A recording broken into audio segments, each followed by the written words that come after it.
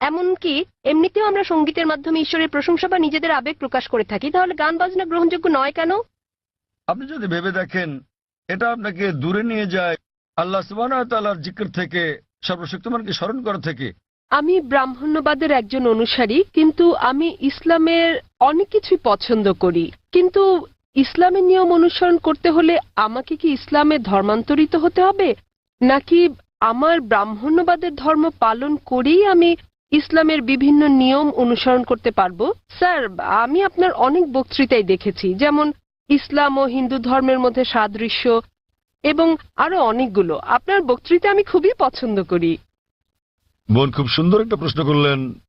তিনি বললেন যে তিনি ব্রাহ্মণিজমের একজন একনিষ্ঠ অনুসারী, কিন্তু তিনি ইসলামের বিভিন্ন বিষয় পছন্দ করেন। তার প্রশ্ন হচ্ছে যে তিনি কি ইসলামের এই সব বিষয় অনুসরণ করতে পারেন এবং একই সাথে তারা ব্রাহ্মণিজমও চর্চা করতে পারেন। তিনি আমার অনেক লেকচার দেখেছেন এবং অনেকটা পছন্দ করেন। বোন, প্রথমে আপনাকে বলি যে ইসলাম বা মুসলমান হওয়া কোনো উপাধি নয়। ইসলাম আবিধানিকভাবে বোঝায় শান্তি, যা পাওয়া যায় নিজেকে আল্লাহর কাছে সমর্পণ করে। তাই যে কোনো মানুষ যদি সে তার ইচ্ছা অনিচ্ছাকে আল্লাহর কাছে সমর্পণ করে, তাহলে সে একজন মুসলিম।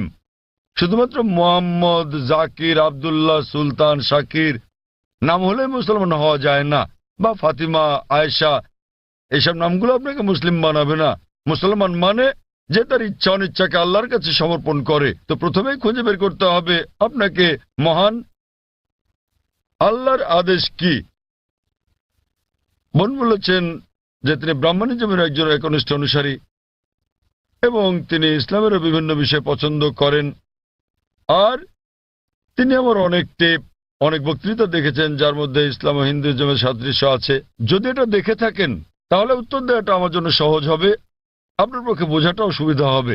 আপনি যদি দেখে থাকেন আমার হিন্দুইজম ইসলামের সাদৃশ্য নিয়ে বক্তৃতা, যেটা আমি বোধহয় প্রথম শান্তি সম্মেলন চেন্নাইয়ে দিয়েছিলাম, ইসলাম ও হিন্দু ধর্মের মধ্যে সাদৃশ্য। বোন, আপনি যদি ভেবে দেখেন, এমনকি যদি হিন্দু ধর্মের বইগুলোও পড়ে থাকেন, হিন্দু ধর্মগ্রন্থগুলো বলে যে নিজের ইচ্ছাকে ঈশ্বরের কাছে সমর্পণ করবেন। কিন্তু আমি যেটা বললাম যে সময়ের সাথে সাথে পূর্বের সকল ধর্মগ্রন্থ আগের মতো অবিকৃত অবস্থায় নেই। সেগুলো বিকৃতি এসেছে, জালিয়াতি হয়েছে, দুর্নীতি ঘটেছে। বেশিরভাগ পণ্ডিতগণই এই ধর্মগুলোর বিষয়ে, হোক সেটা হিন্দুইজম অথবা হোক খ্রিস্টানিজম অথবা ইহুদি ধর্ম, তারা একমত যে তাদের ধর্মগ্রন্থগুলো অবিকৃত রূপে সংরক্ষিত নেই। আর আপনি যদি আমার বক্তৃতা শুনে থাকেন, আমি শুরুতে যা বলেছিলাম, মহাভারত একটা গল্প যা অর্জুনের পিতামহ কর্তৃক বর্ণিত। এতে আছে ৮,০০০ শ্লোক। এরপর সময়ের সাথে সাথে পরিবর্তিত হতে হতে এতে চলে এলো ২৪,০০০ শ্লোক। এখন এর মধ্যে আছে ১,০০,০০০ বেশি শ্লোক। এটি কার কথা? মহাভারতের পণ্ডিতগণের। তো সময়ের সাথে সাথে সেগুলোতে হস্তক্ষেপ হয়েছে, তথ্য বিকৃতি ঘটেছে, কিন্তু তা সত্ত্বেও এরকম পরিবর্তনের পরও সবগুলো ধর্মগ্রন্থেই সর্বশক্তিমান ঈশ্বরের বাণী অবশিষ্ট রয়েছে। এবং আপনি যদি আমার বক্তৃতা শুনে থাকেন, সকল ধর্মের মূল কথা হচ্ছে সর্বশক্তিমান ঈশ্বর একজনই। তার কোনো মূর্তি নেই, তার কোনো ছবি নেই। সবগুলো ধর্মই বলে থাকে ঈশ্বর একজনই। আপনি হয়তো শুনেছেন আমার লেকচারে আমি বলেছিলাম বিভিন্ন জায়গায়, যেমন ছান্দোক্য উপনিষদে অধ্যায় নম্বর ৬ অনুচ্ছেদ নম্বর ২ শ্লোক ১, মহান ঈশ্বর এক, অদ্বিতীয়। এবং শ্বেতাবতার উপনিষদ অধ্যায় নম্বর ৪ শ্লোক নম্বর ১৯ এবং যজুর্বেদ অধ্যায় ৩২ শ্লোক ৩ বলা আছে, মহান ঈশ্বরের কোনো প্রতিমা নেই, তার কোনো ছবি নেই। প্রতিমা মানে হচ্ছে মূর্তি, ফটোগ্রাফ, রেখাচিত্র, ছবি, ভাস্কর্য, মূর্তি, পুতুল। তাই ঈশ্বরের কোনো প্রতিমূর্তি নেই, কোনো ফটোগ্রাফ নেই, কোনো রেখাচিত্র নেই, কোনো ছবি নেই, কোনো ভাস্কর্য নেই, কোনো মূর্তি নেই, কোনো পুতুল নেই। তাই সকল ধর্মগ্রন্থই জোর দেয় সর্বশক্তিমান ঈশ্বরের একত্বের উপর। আর হিন্দু ধর্মের ব্রহ্মসূত্রটি হচ্ছে एकम ब्रह्म द्योतय नास्ते नैना नास्ते किंचन। भगवान एक ही है, दूसरा नहीं है, नहीं है, नहीं है, जरा भी नहीं है। ঈশ্বর একজনই, দ্বিতীয় কেউ নেই, কেউ নেই, কেউ নেই, কোথাও কেউ নেই।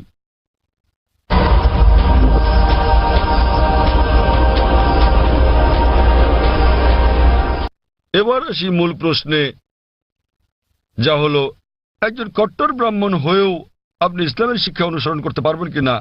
বোন, একজন সাধারণ ব্রাহ্মণের পক্ষে মুসলিম হওয়ার চেষ্টা করাটা কঠিন, কিন্তু যদি কঠোর ব্রাহ্মণ হয়ে থাকেন, বেদকে কঠোরভাবে মেনে চলেন, তাহলে আপনার ইচ্ছা অনিচ্ছা ঈশ্বরের কাছে সমর্পণ করতেই হবে। আপনি যদি সাধারণ ব্রাহ্মণ হয়ে থাকেন যে কিছু নিয়ম মানেন আবার কিছু মানেন না, তাহলে আপনার পক্ষে ঈশ্বরের কাছে নিজের ইচ্ছাকে সমর্পণ করা কঠিন হবে। কিন্তু যদি কঠোর ব্রাহ্মণ হয়ে থাকেন, বেদকে কঠোরভাবে মেনে চলেন, তাহলে আগে আমি যা বলেছি আপনাকে মানতেই হবে।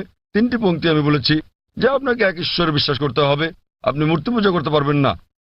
আপনাকে বিশ্বাস করতে হবে যে ঈশ্বর এক, তার কোনো প্রতিচ্ছবি নেই, কোনো ফটোগ্রাফ নেই, কোনো মূর্তি নেই। এবং যদি আপনার ধর্মগ্রন্থগুলো পড়ে থাকেন, সেগুলোতে সর্বশেষ এবং চূড়ান্ত নবী মোহাম্মদ সাল্লাল্লাহু সাল্লামের আগমনের কথা উল্লেখ করা হয়েছে। আর আপনি যদি আমার বক্তৃতা ইসলাম ও হিন্দু ধর্মের মধ্যে সাদৃশ্য আর হিন্দু ধর্মে মোহাম্মদ সাল্লাল্লাহু সাল্লাম এই দুটো দেখে থাকেন, আমি বিস্তারিত আলোচনা করেছি যে নবী মোহাম্মদ সাল্লাল্লাহু সাল্লামের কথা আপনাদের ধর্মগ্রন্থে আছে। তাই যদি আপনি খারাপ ব্রাহ্মণ হয়ে থাকেন, তাহলে আপনার এটা বিশ্বাস না করার কোনো সুযোগ নেই যে ঈশ্বর এক, তার কোনো চিত্র নেই, কোনো মূর্তি নেই। এবং আপনাকে এটা বিশ্বাস করতে হবে যে মহান ঈশ্বরের সর্বশেষ দূত, সর্বশেষ বার্তাবাহক কল্কি অবতার হচ্ছেন নবী মোহাম্মদ সাল্লাল্লাহু সাল্লাম। কিন্তু যখন আপনার ধর্মগ্রন্থ বলে যে আপনাকে কল্কি অবতার চূড়ান্ত দূতকে অনুসরণ করতে হবে, তো যখন আপনি এই দূত নবী মোহাম্মদ সাল্লাল্লাহু আলাইহি ওয়াসাল্লামের বাণীগুলো পড়বেন, তখন আপনি দেখবেন যে এই কথাগুলো আপনার ধর্মগ্রন্থগুলোতে যা লেখা আছে তার সাথে মিলে যাচ্ছে। আবার একই সাথে দেখবেন এটা আপনার ধর্মগ্রন্থের অনেক কথার বিরুদ্ধে যাচ্ছে। তো এখন আমরা মনে করি যে কোরআন সর্বশক্তিমান আল্লাহর শেষ ও চূড়ান্ত নির্দেশনা, যা নাজিল করা হয়েছিল সর্বশেষ ও চূড়ান্ত নবী মোহাম্মদ সাল্লাল্লাহু আলাইহি সাল্লামের উপরে। এই কোরআন হলো ফোরকান, এটা হলো ন্যায় এবং অন্যায়ের পার্থক্যকারী।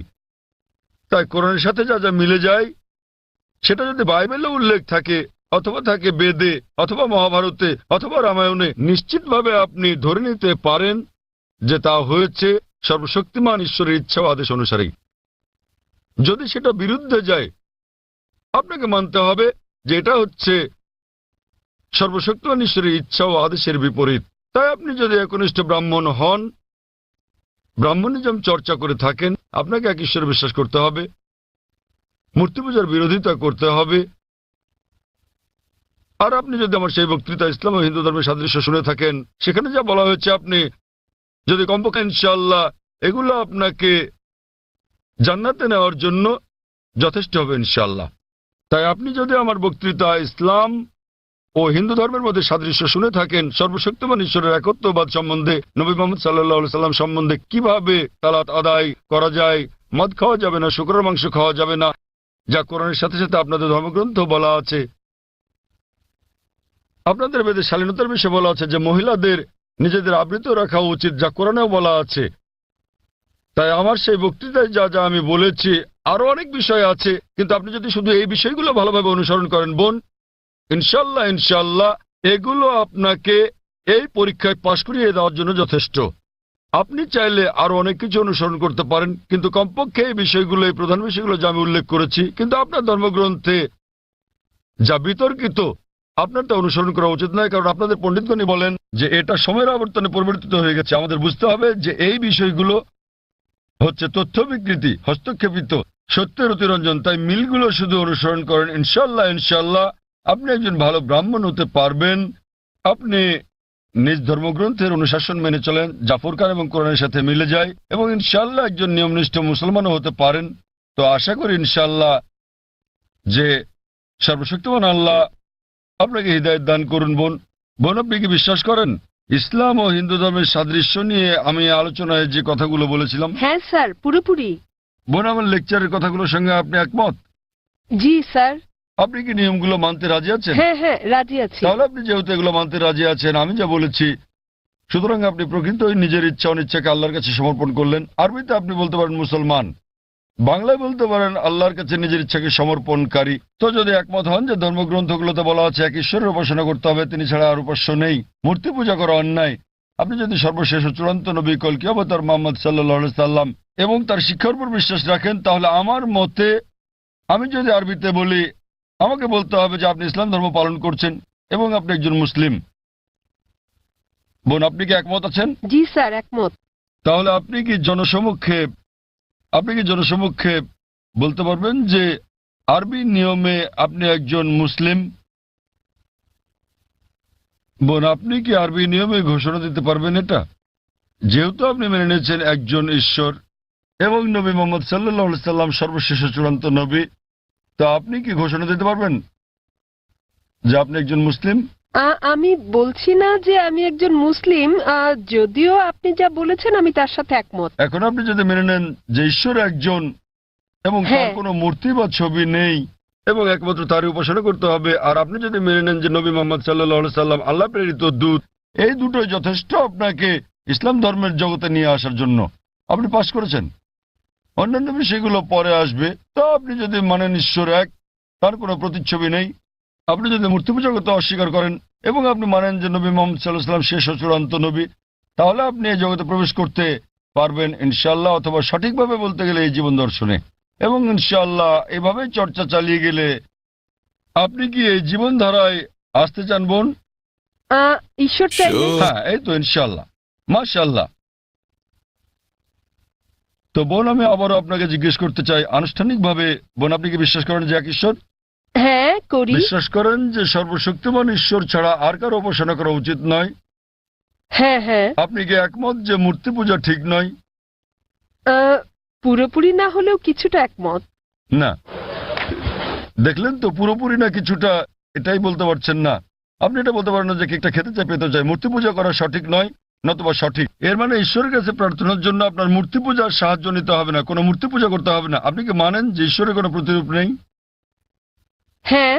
আচ্ছা, আপনি মানেন, এর মানে আপনি বলছেন ঈশ্বরের কোনো প্রতিমূর্তি নেই? হ্যাঁ। ঠিক আছে। আপনি কি মানেন যে নবী মোহাম্মদ সাল্লাল্লাহু আলাইহি সাল্লাম সর্বশেষ চূড়ান্ত নবী? আমি আসলে এইটুকু পর্যন্ত ভালো করে জানি না, কিন্তু অন্যগুলো আপনি যা বলেছেন আমি মানছি, কিন্তু আমি আসলেই সর্বশেষ বিষয়গুলো জানি না। আপনি কি মানেন যে তিনি আল্লাহ প্রেরিত দূত? হ্যাঁ, মানি। আপনি মানেন তিনি আল্লাহর দূত? হ্যাঁ। চমৎকার, চর্চাটাই আসল। একজন নির্ভেজাল মুসলিম হওয়া সহজ কথা নয়, আমরাও চেষ্টা করছি। তো বোন, আমি যদি বলি আপনি কি আমার সাথে কালিমায়ে শাহাদা পাঠ করবেন?